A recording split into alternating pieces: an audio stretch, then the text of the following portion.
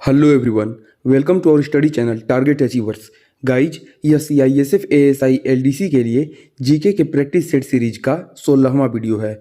दोस्तों, अब तक 15 वीडियोज अपलोड कर दिए गए हैं हमारे चैनल पर, जिसमें कुल मिलाकर 750 क्वेश्चन कंप्लीट हो चुके हैं और इस पूरे सीरीज में 2000 से भी ज़्यादा क्वेश्चन आप तक प्रोवाइड करने का लक्ष्य रखा गया है। तो दोस्तों, चलिए आगे का क्वेश्चन देखते हैं। क्वेश्चन नंबर 1 है, भूदान आंदोलन को किसने प्रारंभ किया था?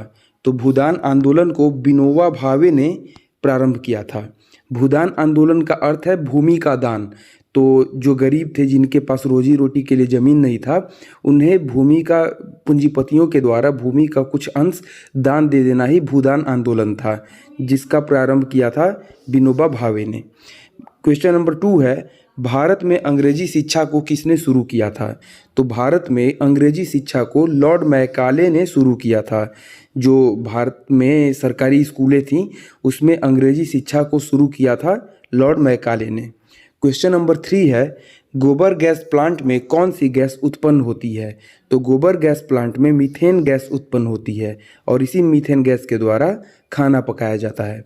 क्वेश्चन नंबर 4 है, दूध का रंग सफ़ेद होने का क्या कारण है? तो दूध का रंग जो सफ़ेद होता है, उसका मुख्य कारण होता है केसीन की उपस्थिति। दूध में एक अलग ही तरह का एक पदार्थ होता है जिसे केसीन बोलते हैं, और यही केसीन दूध को सफ़ेद बना देता है। चलिए, क्वेश्चन नंबर 5 है, प्रोटॉन और न्यूट्रॉन परमाणु के किस भाग में रहता है? तो देखिए, किसी भी परमाणु के नाभिक में प्रोटॉन और न्यूट्रॉन रहता है और नाभिक के बाहर इलेक्ट्रॉन जो होता है चक्कर लगाता है। तो प्रोटॉन और न्यूट्रॉन कहाँ रहता है? तो परमाणु के नाभिक में रहता है। क्वेश्चन नंबर 6 है, खैबर दर्रा किन दो देशों के बीच स्थित है? तो खैबर दर्रा पाकिस्तान और अफगानिस्तान के बीच स्थित है। याद रखिएगा, बहुत ही जरूरी क्वेश्चन है, इंपॉर्टेंट क्वेश्चन है, याद रखिएगा। क्वेश्चन नंबर 7 है, राणा सांगा कहाँ का शासक था? तो राणा सांगा राजस्थान के मेवाड़ का शासक था। राणा सांगा मेवाड़ का शासक था। क्वेश्चन नंबर 8 है, काबुई जनजाति का संबंध किस राज्य से है? तो काबुई जनजाति जो है, इसका संबंध मणिपुर से है। मणिपुर की एक जनजाति है जिसे बोलते हैं काबुई। चलिए, क्वेश्चन नंबर 9 है, कृष्णा नदी का उद्गम स्थल कहाँ है? तो कृष्णा नदी का उद्गम स्थल महाबलेश्वर के समीप है। महाबलेश्वर के समीप में एक झील है, वहाँ से कृष्णा नदी निकलती है। क्वेश्चन नंबर 10 है, एक बाइट कितने बीट के बराबर होता है? तो 8 बीट मिलकर एक बाइट का निर्माण करते हैं, तो 8 बीट बराबर 1 बाइट होता है। क्वेश्चन नंबर 11 है, किस प्रकार की मिट्टी में सबसे अधिक लोहा पाया जाता है? तो लेटेराइट मिट्टी में सबसे अधिक लोहा पाया जाता है। सर्वाधिक लोहा लेटेराइट मिट्टी में पाया जाता है। क्वेश्चन नंबर 12 है, टीपू सुल्तान कहाँ का शासक था? तो टीपू सुल्तान मैसूर का शासक था। टीपू सुल्तान कहाँ का शासक था? तो मैसूर का शासक था। क्वेश्चन नंबर 13 है, शिवाजी का उत्तराधिकारी कौन था? तो शिवाजी का उत्तराधिकारी संभाजी थे। शिवाजी के बाद संभाजी ने ही गद्दी संभाली थी। क्वेश्चन नंबर 14 है, किस गवर्नर जनरल ने सती प्रथा को अवैध घोषित किया था? लॉर्ड विलियम बेंटिक ने सती प्रथा को अवैध घोषित किया और इस पर पाबंदी लगाई, रोक लगाई। क्वेश्चन नंबर 15 है, मुस्लिम लीग ने भारत विभाजन की मांग कब की थी? तो मुस्लिम लीग ने 1940 ईस्वी में भारत विभाजन की मांग की थी, जिसमें कि अलग पाकिस्तान का मांग रखा गया था। क्वेश्चन नंबर 16 है, राष्ट्रपति द्वारा कितने आंग्ल भारतीयों को लोकसभा में मनोनीत किया जाता है? तो राष्ट्रपति 2 एंग्लो इंडियन को मनोनीत कर सकता है लोकसभा में, और यह अनुच्छेद 331 के तहत वर्णित है। चलिए, क्वेश्चन नंबर 17 है, मनुष्य के किस अंग की त्वचा सबसे मोटी होती है? तो मनुष्य के तलवा की त्वचा यानी कि पैर के नीचे जो तलवा होता है, उसकी त्वचा सबसे मोटी होती है। क्वेश्चन नंबर 18 है, चालुक्यों की राजधानी कहाँ थी? तो चालुक्य वंश की राजधानी वातापी में थी। चालुक्यों की राजधानी वातापी थी। क्वेश्चन नंबर 19 है, भारत के पहले परमाणु रिएक्टर को किस नाम से जाना जाता है? तो जो भारत का पहला परमाणु रिएक्टर था, उसे अप्सरा के नाम से जाना जाता है। याद रखिएगा, अप्सरा नाम का परमाणु रिएक्टर भारत का पहला परमाणु रिएक्टर था। क्वेश्चन नंबर 20 है, हाइडे स्पीच के युद्ध में सिकंदर किसके साथ युद्ध किया था? तो हाइडे स्पीच के युद्ध में सिकंदर का जो सामना हुआ था वह पोरस के साथ हुआ था। पोरस को पुरु भी बोलते हैं, तो वही पुरु या फिर पोरस, इनके साथ सिकंदर का युद्ध हुआ था हाइडेस्पीज के युद्ध में। चलिए क्वेश्चन नंबर 21 है, चित्तौड़ दुर्ग में विजय स्तंभ किसने बनवाया था? तो चित्तौड़ के दुर्ग में जो विजय स्तंभ बनवाया था वह राणा कुंभा ने बनवाया था। राणा कुंभा ने चित्तौड़ दुर्ग में विजय स्तंभ बनवाया था। क्वेश्चन नंबर 22 है, चतुर्थ मैसूर युद्ध या फिर चतुर्थ आंग्ल मैसूर युद्ध कह सकते हैं, इसमें अंग्रेजों ने किसको पराजित किया था? तो टीपू सुल्तान को अंग्रेजों ने पराजित किया था चतुर्थ आंग्ल मैसूर युद्ध में। क्वेश्चन नंबर 23 है, भारत का राष्ट्रीय फिल्म अभिलेखागार कहाँ स्थित है? तो भारत का राष्ट्रीय फिल्म अभिलेखागार पुणे में है। इसी अभिलेखागार में सारा विवरण दिया गया है कि जो भारतीय फिल्में हैं वह किस तरीके से लोअर लेवल से अपर लेवल पे विकसित हुई हैं। तो सारे डॉक्यूमेंट वहाँ पर रखे हुए हैं, सारी चीज़ें वहाँ सारा अभिलेख के रूप में रखा हुआ है। क्वेश्चन नंबर 24 है, जावा तथा सुमात्रा द्वीप किस देश में अवस्थित है?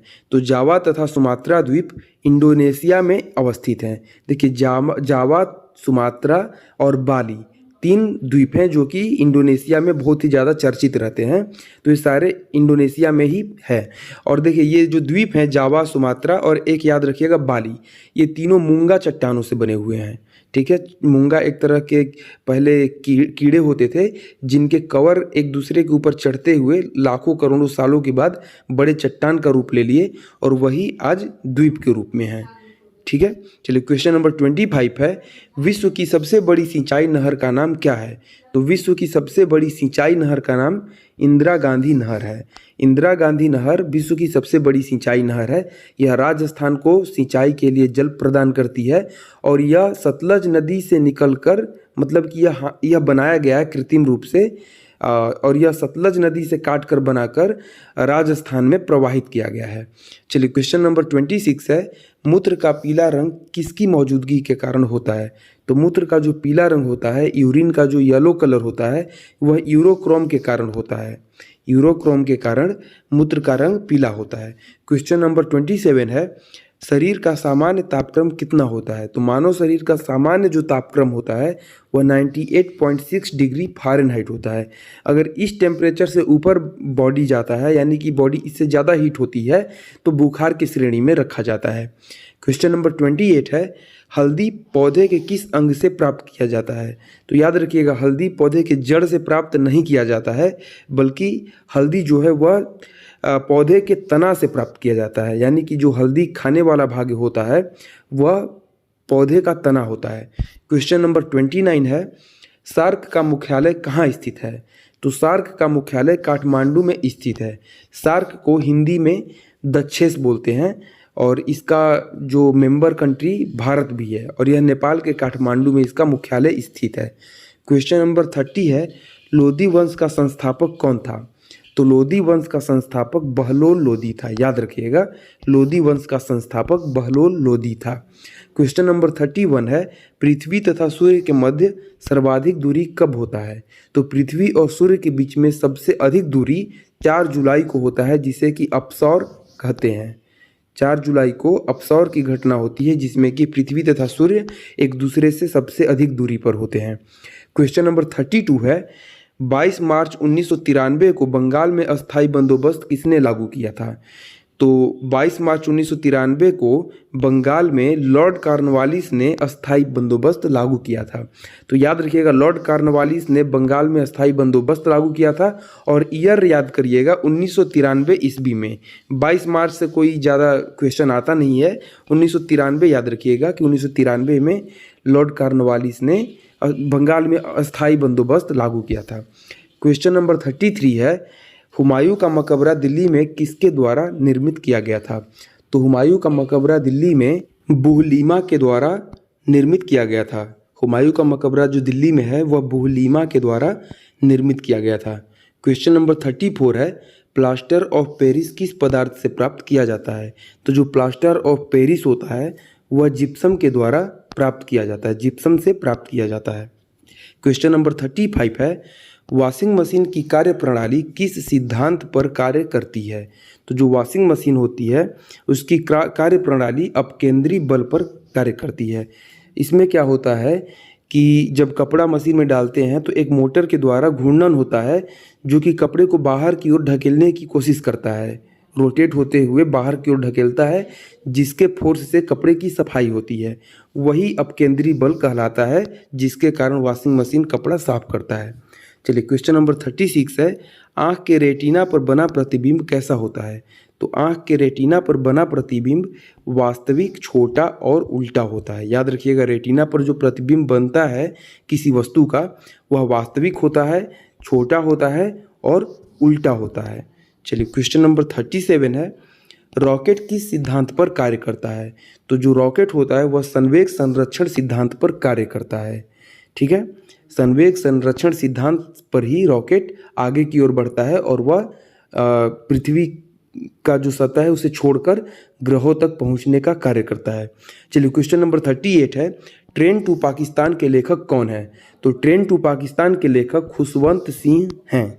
खुशवंत सिंह ने ट्रेन टू पाकिस्तान नामक पुस्तक लिखी थी। क्वेश्चन नंबर 39 है, कांग्रेस के अंदर उग्रवादी दल का अग्रगामी नेता कौन था? तो कांग्रेस के अंदर जो उग्रवादी दल का अग्रगामी नेता था वह थे बाल गंगाधर तिलक। यह गरम दल के नेता थे।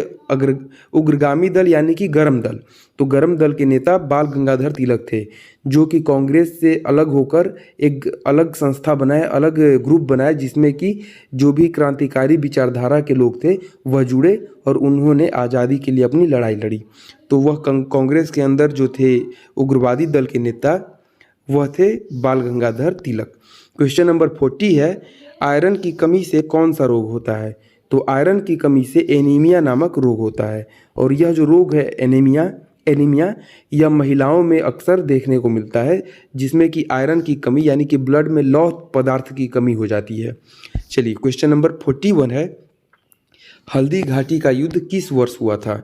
तो हल्दी घाटी का युद्ध 1576 ईस्वी में हुआ था, जिसमें अकबर और महाराणा प्रताप के बीच में युद्ध हुई थी, जिसमें कि अकबर विजयी हुआ था और महाराणा प्रताप की हार हुई थी। क्वेश्चन नंबर 42 है, रेबीज के टीके की खोज किसने की थी? तो रेबीज के टीके की खोज लुईस पास्चर ने की थी। रेबीज जो होता है वह कुत्ते के काटने से होता है, जिसका वैक्सीन जो होता है उसका खोज लुईस पास्चर ने किया था। क्वेश्चन नंबर 43 है, सबसे लंबी तटीय रेखा वाला राज्य? तो सबसे लंबी तटीय रेखा वाला राज्य है गुजरात। गुजरात राज्य की सीमा जो है वह समुद्र से सबसे लंबी लगती है, जो कि सबसे लंबी तटीय रेखा वाला राज्य हो जाता है। क्वेश्चन नंबर 44 है, एफिल टावर कहाँ स्थित है? तो एफिल टावर जो है यह पेरिस में स्थित है, जो कि फ्रांस की राजधानी है। याद रखिएगा, एफिल टावर कहाँ है? पेरिस में है, फ्रांस के अंदर। क्वेश्चन नंबर 45 है, भारत को कुल कितने पिन जोन में विभाजित किया गया है? तो भारत को कुल 8 पिन जोन में विभाजित किया गया है। पिन जोन कहने का मतलब जो पोस्टल पिन नंबर होता है तो वही पिन जोन है। तो भारत को 8 भागों में बांटा गया है, जो कि 8 पिन जोन कहलाते हैं। क्वेश्चन नंबर 46 है, पोर्ट ब्लेयर किस द्वीप पर स्थित है? तो आपको पता होगा पोर्ट ब्लेयर जो है यह अंडमान निकोबार द्वीप समूह की राजधानी है, और पोर्ट ब्लेयर जो है यह दक्षिणी अंडमान द्वीप पर स्थित है। कहाँ स्थित है? दक्षिणी अंडमान द्वीप पर। क्वेश्चन नंबर 47 है, अयोध्या में बाबरी मस्जिद ढांचा गिराए जाने के मामले की जांच किस आयोग द्वारा की जा रही थी? तो देखिए, अयोध्या में जो बाबरी मस्जिद बनी थी उसे तो गिरा दिया गया था, तो इसके मामले की जांच जो थी यह लिब्राहन आयोग को सौंपी गई थी, और इसी ने सारा रिपोर्ट बनाकर गवर्नमेंट को दिया था। चलिए क्वेश्चन नंबर 48 है, गांधी जी ने किस घटना के बाद असहयोग आंदोलन को स्थगित कर दिया था? तो गांधी जी ने चौरी चौरा घटना के बाद अपने असहयोग आंदोलन को स्थगित कर दिया, क्योंकि क्या था कि असहयोग आंदोलन का लक्ष्य रखा गया था कि इसमें किसी भी प्रकार का हिंसा नहीं किया जाएगा। लेकिन चौरी चौरा कांड में एक थाने में आग लगा दी जाती है, जिसमें कुछ पुलिस कर्मचारियों की मृत्यु हो जाती है, जिसके बाद गांधी जी ने नाराजगी व्यक्त की और असहयोग आंदोलन को वापस कर लिया। और यह चौरी चौरा घटना जो था यह 5 फरवरी 1922 ईस्वी को हुआ था, यह भी याद रखिएगा। चलिए क्वेश्चन नंबर 49 है, वंदे मातरम को सबसे पहले किस पत्रिका में प्रकाशित किया गया था? तो वंदे मातरम को सबसे पहले आनंद मठ नामक पत्रिका में प्रकाशित किया गया था, जो कि बंगाल की पत्रिका थी। इसमें वंदे मातरम सबसे पहले प्रकाशित हुआ था। क्वेश्चन नंबर 50 है, मनसबदारी प्रथा प्रारंभ करने का मुख्य उद्देश्य क्या था?